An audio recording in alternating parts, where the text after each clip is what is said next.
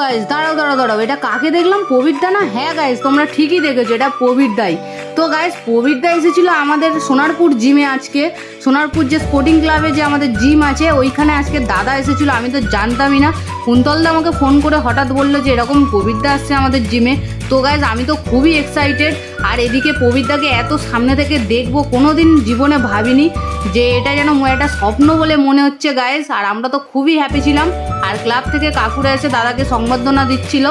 আর guys দাদাকে এরকম সামনে থেকে দেখে জীবনটা অনেকটা সার্থক বলে মনে হলো, যে এরকমভাবে বড় একটা মানুষকে আমরা এরকম এত কাছে থেকে দেখবো কখনো ভাবতে পারিনি গাইস। আর যারা যারা দাদাকে পছন্দ করো তারা এরকম দাদাকে এরকম সামনে থেকে দেখলে কীরকম এক্সাইটেড হবে অবশ্যই কমেন্ট বক্সে জানিও।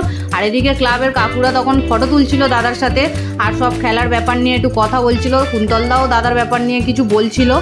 আর গাইস কি বলবো বুঝতেই পারছি না, পুরো এতটা এক্সাইটেড হয়ে গেছি, মুখ থেকে কোনো কথাই বেরোচ্ছে না, কি বলবো মাথায় আসছে না। ঠিক দাদার সাথে কথা বলে দাদার সাথে মিশে বুঝলাম যে দাদা অনেক ভালো মনের একটা মানুষ। আগে তো এমনি দেখতাম যে ভালো এমনি দাদা, কিন্তু সামনে থেকে দেখে আরও বেশি করে ভালো করে বুঝলাম যে দাদা অনেক ভালো মনের মানুষ, অনেককে অনেক কিছু হেল্প করে, অনেক মোটিভেট করে সবাইকে।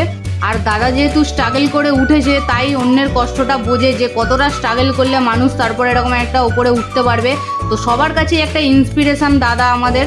আর গাইস যারা যারা আজকে জিমে এসেছিল তাদের তো কপালটা খুবই ভালো যে দাদার সাথে মিট করতে পেরেছে, আর যারা আজকে জিমে আসেনি তাদের কপাল খুবই খারাপ, তারা দাদা এত কাছে এলো তাও তারা দাদাকে দেখতে পেলো না। আর গাইস এবারে আমিও চলে গেলাম দাদার সাথে ফটো তুলতে। এত ভালো সুযোগ কে মিস করে? তোমরা তো কোনোদিন মিস করবে না, তাই আমিও মিস করলাম না গাইস, আমিও চলে গেলাম দাদার সাথে ফটো তুলতে। খুব এক্সাইটেড, খুব হ্যাপি ছিলাম।